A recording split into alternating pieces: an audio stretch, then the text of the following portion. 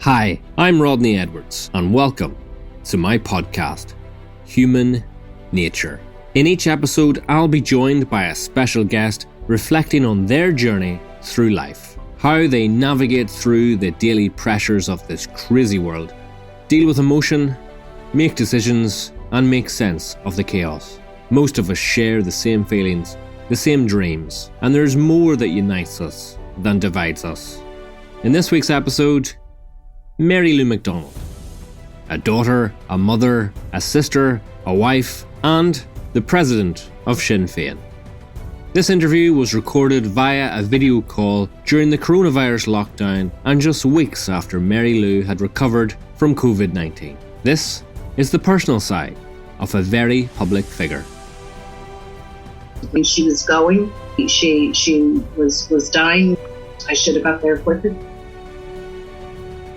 There's a million things that you'd wish you had 10 seconds to kind of unsay or say better, or that I find Arlene a really, really interesting character. I like her. When you finished that call with Gerry Adams and you put the phone down, what did you do next? I cried.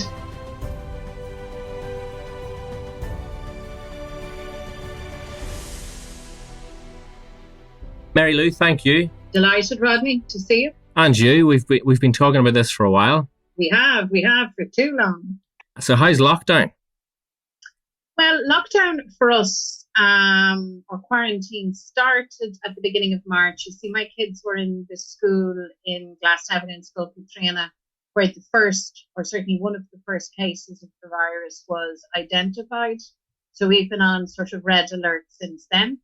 So it's okay. I mean, we're still talking to each other. I'm doing my best in terms of home tuition, although I can tell you now for sure that it was a very good life decision not to be a teacher.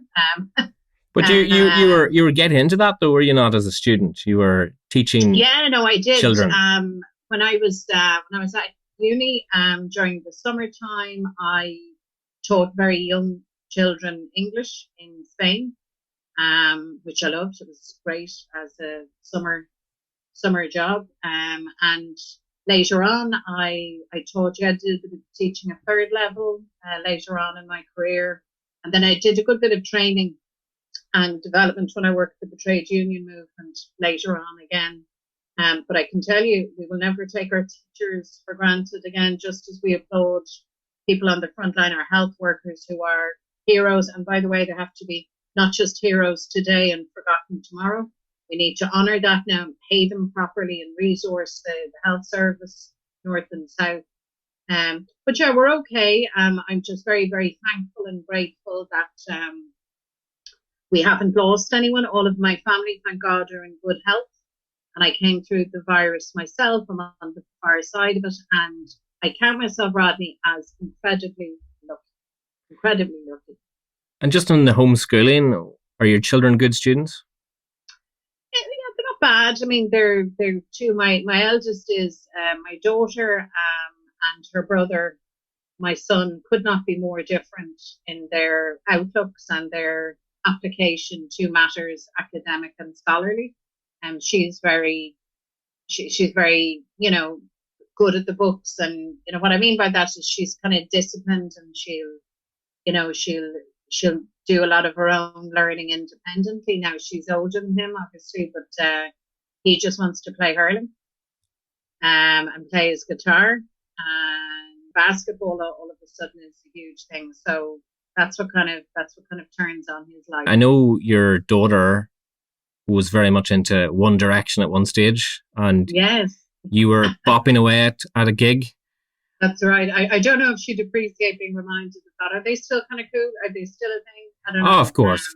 One day. Do you know she was supposed to, they had planned herself and her friends to go to some of those festivals during the summer. She'll turn 17 this summer. So they're at that stage now where they'll be going to gigs or festivals. And of course, everything is cancelled. So they're all really upset. What music is played at the McDonald household then? A little bit of everything, some of which I don't recognize. I have to tell you, I'm at that stage where I'm saying I don't quite regard it as noise, but it certainly is not stuff that I recognize. But in this household, everything is played from Jeepers, from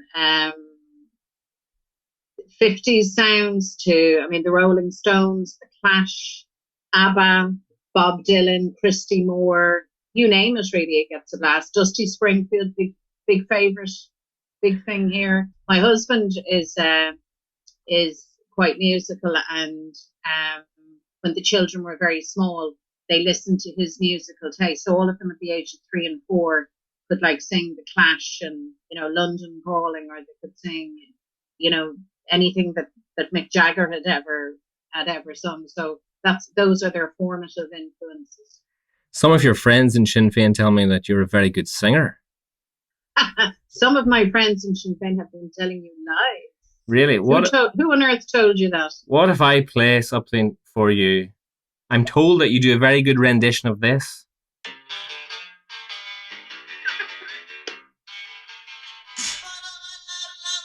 Would you like to do a rendition now? I'm sure you would love me to do that, Rodney. You know, in fact, and I'm sure you'd stop me thereafter. Where have you been singing that? There's a story to that. There was I can't remember, and I know who told you that, and she should know that I know.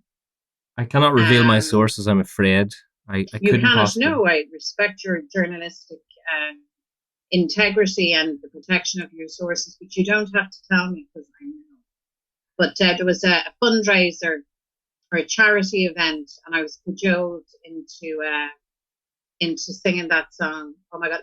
By the way, the same competition, Angus O'Snuddick, another TD, our friend and colleague, he won. He did Elvis. I have to tell you, I was much better. Now, not that I'm much good, but I was much better than him. And you're not gonna belt out a little tune now, I take it. No, I'm not. I've had a long day. What about the hair? I mean, my hair, I'm a cross between, my wife believes I'm a cross between Wurzel Gummidge and Liam Gallagher at the moment. So where are you? You look nice, Rodney. I think your hair looks actually remarkably well. That's very kind. By comparison with some of the haircuts I've seen. So I'm struggling really to manage my hair. At the best of times, I have 2 left hands. So I'm highly reliant on my hairdresser, Jacinta, who I love, love, love, and who I will never, ever, ever take for granted again. I think we should do a shout out to hairdressers, barbers, stylists everywhere. I toyed with the idea of trying to get them recognised as essential frontline workers, but people weren't really buying that. So I've done my best. I did my own colour. Oh, you put a colour in? No, it's too dark. But so I got fierce slagging from my kids. They thought it was hilarious. Right, so is that your head over the sink? Is that the type of way it works? Well, no, it's not. It's a bit more sophisticated than that now. You apply it to the relevant, and then you kind of rub it in and then wash it out. So, but it's never the same as getting it done by a professional. So I look forward to the day when I can go to the Brewagador again. I'm looking forward to getting my hair cut. My wife says she's going to cut it for me, but we'll see. Growing up then, Mary Lou, your father Patrick was a builder, your mother Joan was a homemaker, and you grew up with your siblings Patrick, Bernard and Joanne, and you've said in the past that your childhood was very good. What made it so good? I suppose, at the time you just, as children, you just live your life and you take a lot of things for granted. I know now that we had great stability in our lives. We got a great education, and we weren't privileged or wealthy or rich or any of that, but we were very privileged to the extent that my mother ensured that we were all very, very well educated. And I think that has stood to each of us in our own way. We had each other. We had kind of a very simple life. Like at that time, you didn't go away to foreign places on your holidays. We spent every holiday down with my grandmother in Tipperary, in South Tip, and that to us was pure heaven. Like, we'd finish school, and then we'd head down, and we wouldn't come back until September. And we used to cry coming back. We loved it so much, just to be, for city children, to be out in the country or at the foot of the Galtee Mountains. But my mother's people are dairy farmers, So to be, to all of that, going to the creamery, the crack with our cousins, and just the simple, there was nothing spectacular. I think it was the very simplicity of it that was just brilliant. So to this day, I still bring my own kids now to tip. I still have lots of family there and can't get to bring them often enough. And they're a bit older now and they want to be doing their own things. But I love that. The freedom of that. Very important when you live in a city that you have a place, a rural place to go to. What was your relationship like with your parents? I mean, pretty good. My parents actually separated when I was quite young, so that was different at the time. It was at the time it was nearly a stigma thing. They'd regard families like that as like broken families, which is just a horrible way to describe anybody's family unit. But that happened. But I mean, but pretty good all around. We're still all of us pretty tight and fairly close knit. I mean, you have your ups and downs like any family, but then and now I think our relationships are strong and very important. And I think in times like this, you realise that at the end of the day, it's those close bonds and relationships that really, really matter. Like I haven't seen my mum in like face to face physically in 9 weeks. Do you miss her? Oh, desperately. Yeah. I mean, we talk a lot. But I just miss just the thing of I cannot wait for just the day where we can sit down and just drink tea and talk about nothing in particular, or that I can take her out shopping, or we can go for a drive, or do you know what I mean? And she's in great health, thank God. Like we're very, very lucky. She's very independent and all of that. But it's hard for all of us when that kind of distance is enforced. And the only safe thing to do with your parent or your grandparents is actually to stay at a distance. I think it's a big ask of people, Your parents separated when you were 9 years old, and a separation like that can be tough on a child. What effect, if any, did it have on you? It is undoubtedly a difficult thing for the family, for the couple concerned, and also for children. But you know what, children, well, certainly I can't generalize, I can speak for myself. I was pretty resilient. So for me, the main thing, so long as you had a stable, a safe, a loving environment, you got on with it. I got on with it, and I had my friends who I loved and things that interested me, and I loved my books and I loved my school, and I just kind of got on with it. But what I now know, raising my own family, is that, society has changed beyond recognition, because now when my own kids go to school and in their peer group amongst their pals, there's all sorts of family forms, and there's no remark paid on it. In my day, like when I was a child, it was absolutely taboo. You didn't advertise the fact that your parents had separated. It was considered some mark of failure in the minds of some. And do you know what? It's a great credit to us as a society that we've moved beyond that. I think that's a great thing. We should recognise ourselves, the progress that is. Did your parents tell you that they loved you when you were growing up? Yes, all the time. Yeah, all the time. And I replicate that with my kids say, yes, we know, you love us, we know. But I prefer it that way than them not hearing it. I think you're better to overdo it. Now, that doesn't mean that there aren't rules and regulations. I love you doesn't mean you get to do whatever you want to do and behave badly. But I'm a great believer in that. I think it's really, really important that people affirm each other, and certainly raising kids. That's been my approach. What was the most mischievous thing you did as a child? Well, let me see now. Since we're on the subject of haircuts, when I think I was about 5 or maybe 6, I cut my own hair. I had lovely hair. I gave myself a fringe, which I thought was wonderful. And I remember my mother having an absolute fit. I had literally butchered my hair. Now, I don't know if that was mischievous. Maybe that's more in the file of creative. We did regularly stuff like, so my mother was a great believer in, porridge. Flavins, we hated it. Oh my God, we hated it. And no matter how much we got the whole sermon of, this is good for you, this is, so hiding it behind the curtain. or disposing of it in all sorts of different ways. We were quite creative when I think of it now, but invariably mum would find it. And most of the time, funny enough, she pretended that she hadn't seen and kind of ignored it because it was probably an easier thing to do. I have an older brother and then myself, and then there's a set of twins. And I remember when they were born and when my mum brought them home. And I remember saying to her, and actually to my dad at the time, like, why did you bring home two babies? You only went out for one. I couldn't for ages understand, but like, there was a baby in this deal. Where did two come from?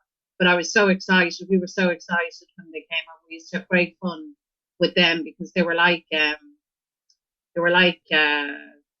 don't know, you could kind of experiment on them. So my brother used to have to endure, my younger brother used to have to endure like beauty treatments. So I'd make up all sorts of different face masks, cucumber and I don't know, clay or whatever, put them all over his face and make him lie down. And so it was great. It was a great time. And you were educated at Notre Dame in Churchtown. What was that like? Very nice. Actually, that school has now closed. But it was very nice. French nuns. So we were taught French from an early age. A Catholic school. A lot of nuns taught us. But great. I mean, it was a small school, so it was very, very tight. And I went to the prep school, to the primary school, and then into the secondary school. So I went in at, say, the age of about 7 after my communion, and then I was there until my leaving certificate. So you had great continuity. So it meant that you had the same friends all the way along, which was lovely, actually. And a small school is great if you're in one. I was interested in the world, but I was never the kind of person who would just like lock, stock and barrel necessarily buy into an idea simply because it kept being repeated to me. So I always would have had kind of the antennae up. But that said, of course, you're influenced by your education and by the values that are imparted to you. So for the most part, even though the truth is that the Ireland that I grew up in and became a woman in was not a really, actually it was kind of a cold house for women in many, many ways. And I rejected all of that as soon as I could kind of understand it. But that said, I mean, my education taught you things like respect and compassion, and I think in no small way would have influenced my whole sense of social justice in a good way. So that's the positive piece of the lecture. But there's no doubt, I mean, I'd be the person, I've said it before, and I remember it raised some eyebrows initially when we'd be talking about Ireland and the dynamic north to south, and the north being a cold house for Catholics and a discriminatory state and all of that. But it's also fair to say that the south, there was merit when our unionist friends feared and said that home rule was Rome rule. Like we have to say that out loud, because that did nobody any favours. And I say that as a Catholic, and I know lots of people who are Catholics who recognise that was wrong, and it actually damaged everyone, and I think it damaged the church too. Have you watched Normal People yet? I haven't, but I have the book. I've read the book. I haven't seen the series. I'm going to kind of stockpile it and watch it. And the actors are just gorgeous, amazing. And it's being filmed in what was the family home of Shane Ross, the former minister down here. It's just so interesting. I didn't know that. I'm going to watch it. I haven't had a chance to watch it yet. Were your days at Trinity as wild as uni life appears in Normal People? It always looks that way in movies, doesn't it? No, it was fantastic. I mean, what a great university. Bang in the centre of Dublin City. I mean, what's not to love? So I had great years there, and it drew people from all over Ireland and internationally. So you got great diversity in the university. I loved it, and I would recommend it as a place of learning to just about anybody. And despite its reputation at that time and now around some kind of snobbery, or you got that nothing in my experience could have been further from the truth. I mean, clearly the university has a tradition and an ethos, but I found it to be a place where you met people from every walk of life, and that's way back. Fado now, even more so. It's such a great melting pot. And university, third level education is just such a huge opportunity, not just for jobs, for your earning potential, but for you as a person. In fact, sometimes I wish that you'd nearly go back as a mature student. I think, God, I wonder what it would look like now through the eyes of a woman of my age now as against a kid out of school and straight in. But they were great days, absolutely brilliant days. If you could go back, what would you study? Probably law. But at the time when I came out of school, I loved literature, I loved theatre, and I went very much with my heart. I went with the thing that I loved. I didn't really have planned out what my life was going to look like professionally or work-wise. But the great thing is a good degree, a good grounding degree provides you with the capacity to think and to analyse, and it just equips you later. But if I was going back now, I think I would opt for a degree in law. Well, let's talk about love, family and friends now. Something we all have in common. Do you remember your first kiss? Yes. Tell me more. That's it, yes. Yes, I do, vividly. Where was this? I'm not telling you, Rodney. This is, you don't ask the Uchtran Sinn Fein, such an invasive question. Yeah, it was at a disco. We used to go to the discos when we were kids in our local rugby clubs. They're absolutely great. Everyone went there. Like, again, very, very innocent times. I hear sometimes the kind of sensationalism about what kids get up to now. But I remember when I was a kid, there used to be sensationalism about what kids were getting up to then. And I mean, jeepers, there may have been a minority at that kind of crack, but certainly not me. What type of music were you boogieing into back then? Well, it was into the 80s, into the 90s, a lot of disco, like Frankie Goes to Hollywood was a biggie, There was just so many that I have now, greatest hits from the 1980s. I put it on, and it's like, Kylie, and Nelson Mandela. Free Nelson Mandela used to be you finish up the night on that.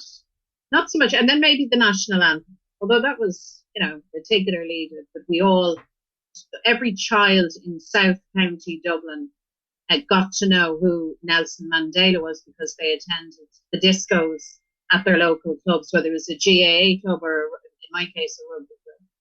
So when you listen to Frankie Goes to Hollywood now, you think of your first kiss, do you? Well, I'm not. I haven't heard Frankie Goes to Hollywood in ages. Actually, I must put it on. Bring back all the old memories. So you married Martin Lanigan. Where did you meet him? I met Martin in a pub in the centre of Dublin called Peter's Pub. It's a tiny wee pub, and actually it was at the time of Italia 90, and there was a match on. I can't remember who we were playing. We were playing someone, and I came across them in a state of high dudgeon, shouting at the referee. This referee, the way guys going. So actually, I said, "Jeepers, that guy's going to actually do himself physical damage, screaming like that." So we met through mutual friends, some Basque friends of mine and of his, and we met and we just clicked immediately. And actually, at the end of this month, we will be 24 years married. Wow! Believe it or believe it not. And what is the secret? Can you give a young married man like myself some advice? I would be very reluctant to dispense any advice at all. We're just doing our best here, but he says it's because I'm away so much that it's actually kept things civilized and kept things kind of interesting. We have a good life together, and like everyone, Rodney, you know this. You marry, you raise your children, you do your best, you have your good moments, your bad moments, your ups, your downs.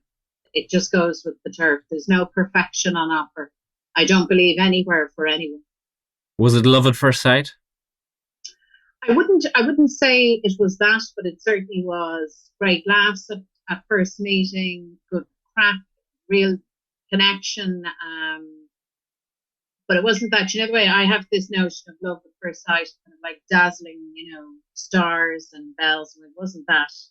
But I met him. I liked him from the very, very off. He was very different to lots of the lads I would have grown up with, or he's from the north side. He's a bit older. He was so it just worked. We just worked together. Yeah. What does it mean to allow another person to truly love you? I suppose you have to let them, don't you? You have to bring down all of your barriers. You have to value yourself as well. Like if you're uneasy in your own skin, or if you're struggling a lot, you can just make it very hard for people around you to kind of get access to you in any kind of close way. So that's a very deep question. I think you have to be yourself. You have to be your authentic self. And it's funny, you know this, when you live with someone, and then certainly when you have a family together. Something about the arrival of children on the scene, that all nicety or pretense is out the window, because you've got a job to do, and it just all becomes very familiar. And maybe, I mean, I know some people have told me that can be a problem. I actually like that level of familiarity. I like routine, and I like safe, and I like in my domestic life. What was your earliest memory of loss? Well, I suppose two. I think when my parents separated, we talked about that. I think that was a sense of loss. I mean, it wasn't a bereavement, but it changes your family. And then my grandmother died just the year after I got married. Molly was her name. And she and I were very close. She was a big influence on my life. That was a huge loss. And I remember actually on the day that she died, I had heard that she was, struggling. And I made my way down to Tip, and I just missed her by probably about 40 minutes or so. I was devastated. Like, not that it would have made any difference. I mean, she was going. She was dying, but I felt for a long time that I should have got there quicker. Did not having that moment with her have any impact on you? Well, I was distraught. She was a typical kind of matriarchal figure, great crack, huge influence on me, on my ideas, even without me realising she was a gas woman. She's the kind of woman where, you remember the bars smoking on trains, where she got the train up from Limerick Junction to Dublin. I'd go in and collect her, and she'd tell me, I smoked my fag, and I left the packet there just to let them know. To say, well, okay. She was at the stage. I wasn't going to argue with her, but she thought it was a pure effrontery of some pup to tell her she couldn't smoke her cigarette. But anyway, she was a great woman. So yeah, I was upset. I mean, it didn't scar me indefinitely, but it was just one of those moments. Loss is hard, as people know. But I've been very, very lucky. I didn't have a big trauma of loss of loved in the way that so many have, not least of Rodney up your neck of the woods and in the north of Ireland in really traumatic ways right across the community. So I count myself as beyond lucky on that score. How often do you think about your friend Martin McGuinness? Regularly, actually. When I came into position, when I became the leader of the party, and when Michelle was in situ, and I think from time to time, and I'd say to her from time to time, God, you'd miss Martin's view, just his view and his wisdom and his perspective on things. So yeah, we miss him a lot. But yeah, I mean, he was a one-off, just an incredible person and a big influence on all of us, because Martin was ultimately so not just personable and friendly and warm. He was all of those things, but he really, really understood people. He was, as a political leader, he was actually hugely driven, not just by intellect, but by feeling and by emotion. He was a great man to make connections with people. Actually, I don't think I've ever seen anybody better, at that piece of kind of dealing with people and dealing with people sometimes in really difficult or sometimes really controversial situations. So yeah, I miss him a lot. Did you get a chance to say goodbye to him before he died? I did, although I didn't realize I was saying goodbye to him, Rodney. I went to visit him. It might have been 10 days before he died. He was there, and I got the chance to sit down and spend a good bit of time with him. And I knew he was weak. I knew he wasn't well. I never dreamed for a second that he was going to die. I just assumed that he was going to bounce back. I mean, he was Martin. As far as I was concerned, Martin could nearly walk on water. I mean, he just had incredible stamina and strength. So I remember my last conversation with him.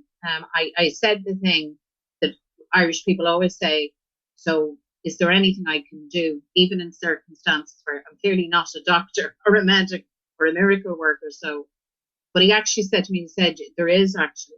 And I said, okay. And I said, so, and what's that, Martin? And he said, you can go out and win. And I said, okay. And it was emotional. He was emotional. It was just, he was very sick. And I only know now how sick he was. But that was my last conversation with him. So I still thought he was going to get better. That's the honest to God. And so then when he did die, it was almost like a bolt out of the blue, even though he had been sick. Where did you get the news? I was at home in my bed asleep, and Jerry rang me to say, and I knew when he came up on the phone, I said to myself, this isn't good. So Jerry had been with him, as you know, and so yeah, that's how I heard.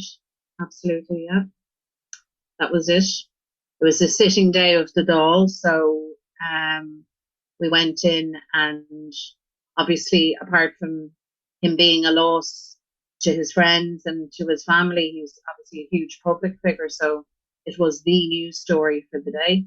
So we had to kind of manage all of that. But it gave me just a small glimpse for people who lose somebody who is a public figure, a very high profile figure, or who lose their loved ones in very high profile circumstances, just how difficult it has to be to deal with that. Like, I was amazed at the absolute calm and dignity of Bernie and Martin's family throughout that whole period.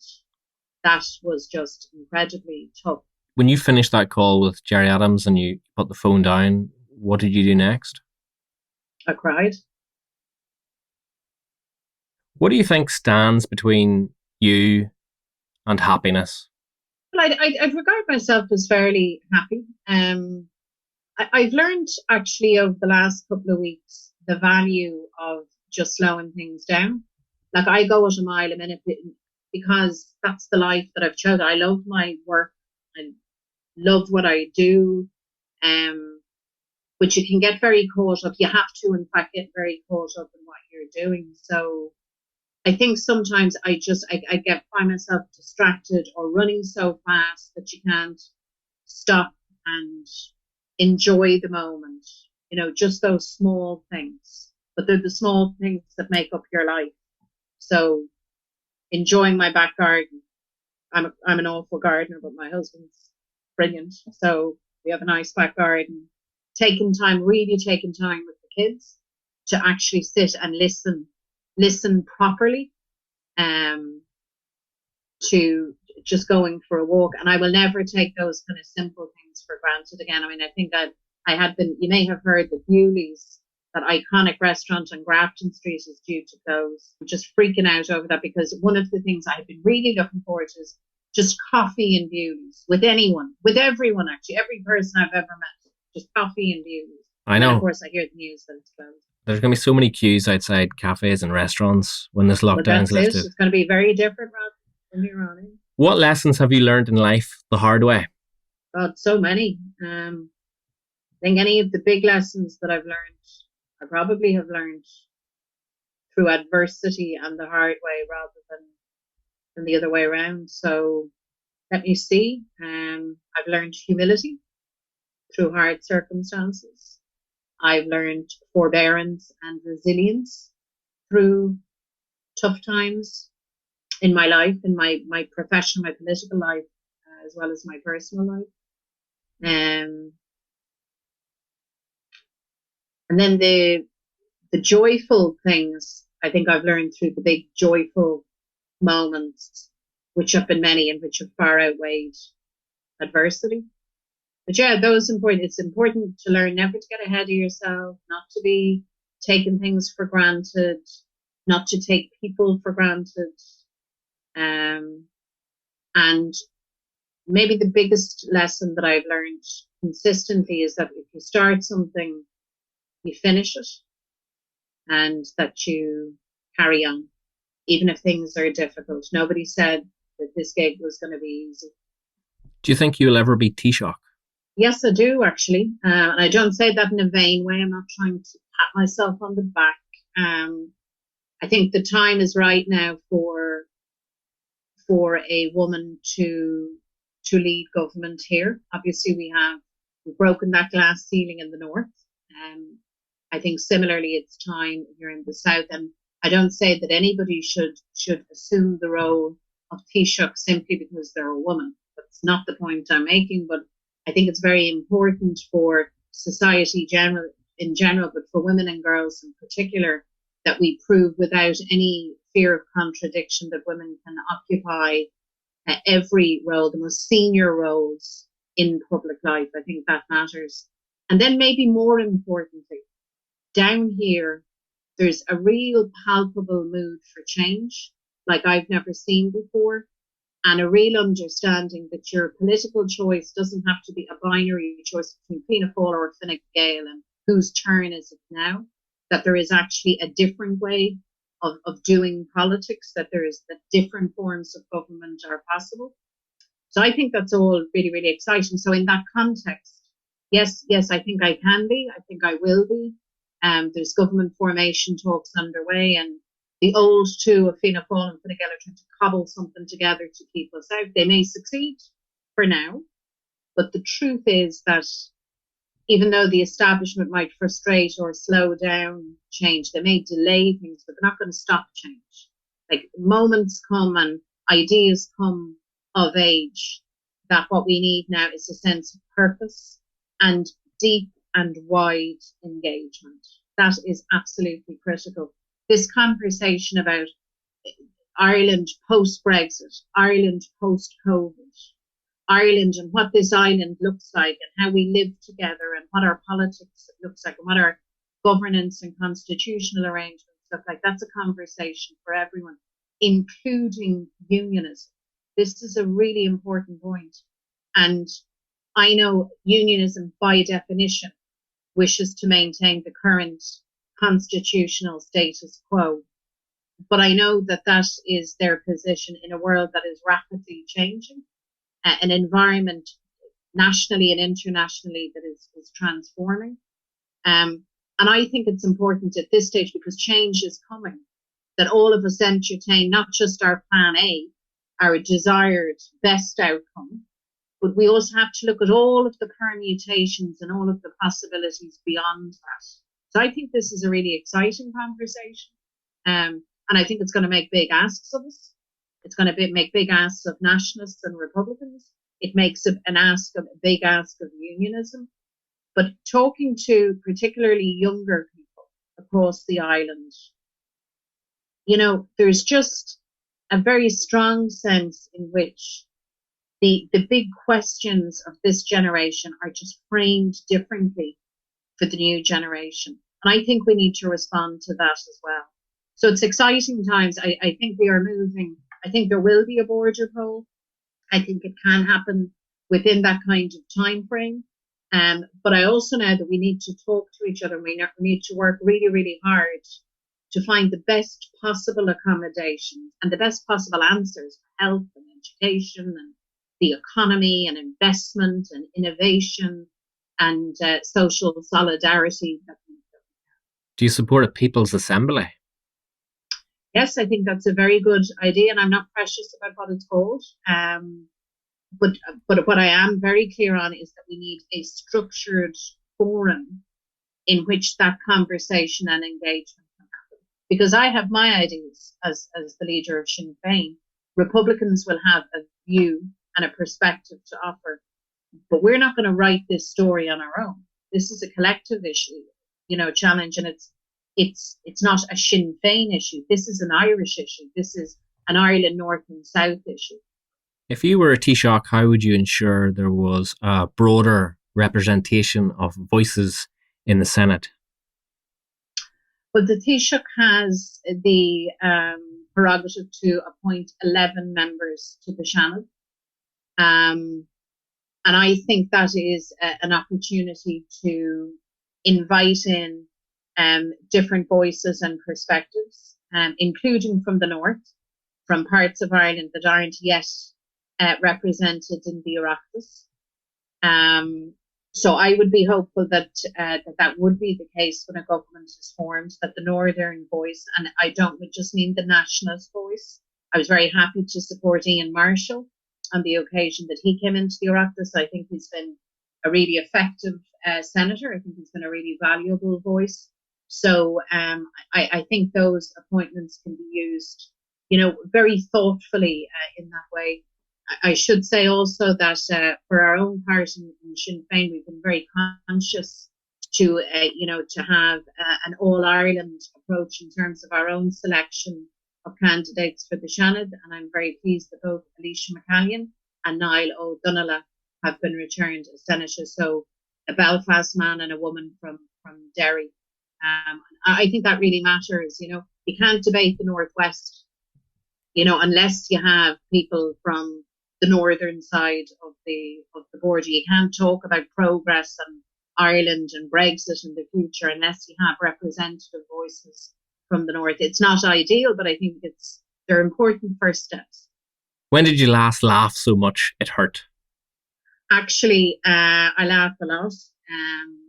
My one of my kids is just an amazing mimic and has just the craziest sense of humor and comes out with mad stuff. Like he would ring me on my phone and leave messages in all sorts of different accents and voices. Actually, he answered the phone to Michelle O'Neill the other night and answered her in an Asian accent. Said, "No, lovely lady, you called the right."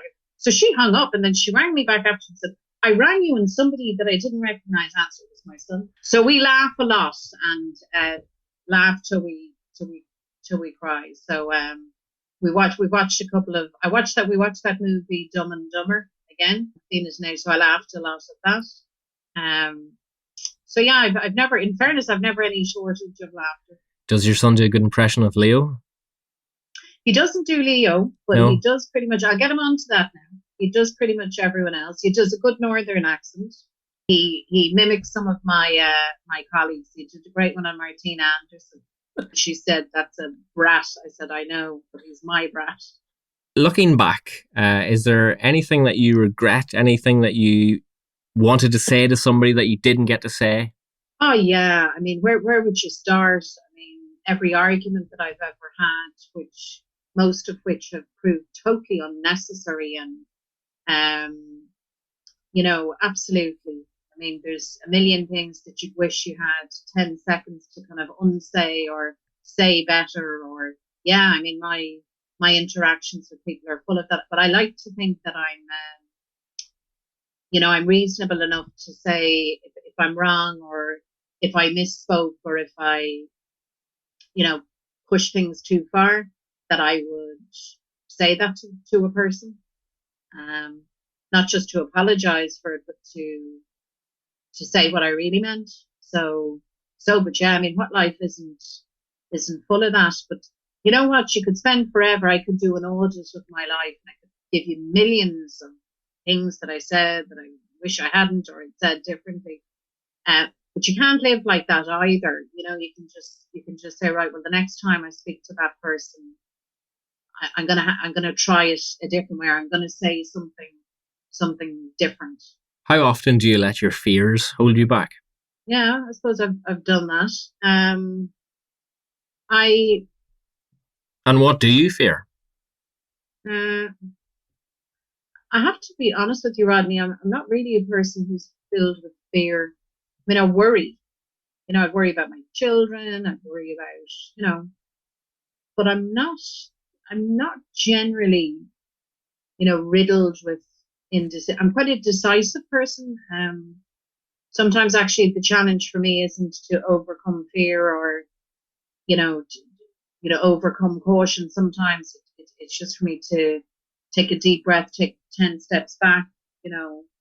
So no, I mean, the thing that I would worry most about, like any parent, is I worry about my kids. I worry that they're happy. I worry that that they'll have a good life, that they'll, those things mainly, I guess. Do you think humanity exists, or are we born selfish? No, not at all. We're born with all of the range of compassion and grace and um, good nature, imaginable, and we're selfish. Like that's just, isn't that the great paradox of it?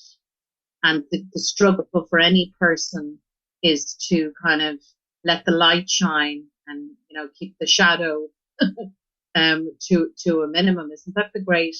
I've yet to meet a person who is all bad, and I've yet to meet a person who is all good, and that's what makes us infinitely fascinating. I believe fundamentally in the goodness of human beings and of human nature, and I think the evidence of that is everywhere to be seen. Does that mean that we're not selfish? No, it doesn't, but it means that we're good. Tell me something you like about Arlene Foster. I like the fact that she stands up for herself. I actually like that. I find Arlene a really, really interesting character. I like her. I find her just a very interesting personality. She's a leader in political life, and I know as a woman, you know, she you you earn your place. Let me put it to you that way. So I respect that immensely. She's a mother of children, so she faces all of the issues that no more than myself. So I like all of those things about her. Actually, I like that she's from Fermanagh, and that she's very connected with her place and very proud of where she comes from. I like that. I always like that in a person. Yeah. And what about Leo Varadkar? What do you like in him? I suppose Leo represents many things that are like, I mean, a Taoiseach who is openly gay, a Taoiseach who is mixed race. I like the fact that he has achieved as a person, and I know I don't. He's not just a category; he's a human being. I think Leo's smart. I think he's he's got a good brain. I don't like his politics, but I think you've asked me what I like. I like that. And politics isn't about taking a personal, grudge or dislike, or certainly for me, it's not. I'm bothered with that. I generally like people. I mean, I'm generally positively disposed to people. So yeah, I mean, he's all right as a person. Sure, he's grand. He's doing his job. What word best describes the way you've spent the last month of your life? I suppose distressing. Like the virus is very distressing. You're sick. I was quite sick. Although I was still on the mild end of the experience, but I was quite sick. But more than anything, I found it just distressing. Even before I had a positive diagnosis that I had the virus, my doctor, who's outstanding, had said to me, the likelihood is you have it. And when I was at my lowest point, he said to me, just take comfort from the fact that your immunity the army of your immunity has mobilized, and it's fighting this thing, and it's fighting it good. I found it distressing that the virus had gotten into my house. Because all of a sudden, what had started as a story in China then became grief and heartbreak in northern Italy, poor Italy. And And then all of a sudden it's in your neighborhood, and then it's in your home. And that was just distressing. It's very hard to describe, Rodney, how that felt. But I found that really, really upsetting. And I was concerned then, obviously, that I wouldn't get so sick that I could. And I was lucky, as I said earlier, that worked out for me. But I would not wish this on anyone. I mean, it's a horrible, horrible virus. And you know, all the advice that we're being given. And I know it's really hard. And we all want to get back to work and get the kids to school. And we have to reawaken the economy. You know, we have to do that. But I can't emphasize enough that we have to do it safely. And this thing is so transmissible, it can be picked up really easily. Above all, coming out the far end of it, how do I get lucky, blessed? And when you were recovering at home and you heard about the growing number of deaths, and as you say, it was in one country one day and the next it was in your own home, did it make you think of your own circumstances? Did you at any point think, I mightn't make it? I didn't think that, but certainly at the tail end of my sickness, and I now know the precise chronology. So actually, I was over the virus, if you like, but then I got pleurisy in my right lung. And that was frightening because I think that was the only time where I actually thought, oh my goodness, I'm going to wind up in hospital. That didn't happen. I was steeped. I was correctly diagnosed. I got the right medication and it kicked in quickly. And although I was really sick then with that, I could feel incrementally I wasn't getting worse, but I was on the right path. But yeah, I mean, I can tell you this much. I only imagined how if you were that bit older, if you had a serious underlying condition and you got hit with this virus in the way that I was, you know, you'd struggle with it. I was also aware at the time that other people were in hospital, were in ICU. I'd heard that Niall Murphy, for example, from Belfast was sick and that he was on a ventilator. Oh God, like he's younger than me. Yeah, you know? I mean, it's been a really scary time for so many, hasn't it? Absolutely. Well, when you close your eyes, Mary Lou, and you reflect on your life thus far, what do you say? I close my eyes and I think, right, generally I think about the million things that I still have to do. I'm pressing forward and looking forward. But really, if I'm to reflect on things, I'm so thankful for my family, obviously, but also my friends, my colleagues at Sinn Fein, all of the people that I've had the privilege to meet in different circumstances, whether it's farmers in Tyrone or business people in Belfast or, you know, community people in Ballymun or Ballybock. So I feel lucky. That's what I do. I say, lucky. When you have finished your day fighting the bit out with Leo and you get home, what is it first? Is it kick off the shoes, homeschool the children, get a glass of wine? What do you do? I arrived home this evening, shoes came off, jacket came off. I said, right, what did Daddy make for dinner? So that it's interesting. What is it? What are you having? He's made chicken broccoli pasta. Looks nice, actually. I'll report to you, Rodney. Please do. Talking next. Please do. But I asked, how was the day? What were they asked? Has everything been done? So it's kind of a quick run of things. So my routine is kind of set when I'm out working at home. Make sure everything is in order. Sort things out. Have a bite to eat. Plan for tomorrow. And then she would sit down and watch a bit of television, chill out, and then early to bed. What are you watching TV? We're watching at the moment a Netflix series called Mad Men. Have you seen this about advertising people in 1960s? I haven't actually. Manhattan. No. So it's good. My daughter and I are watching. We catch an episode every evening, so we're enjoying it. It's little mammy and daughter bonding. Remind me of your daughter's name again. Isolde. That means beautiful, doesn't it?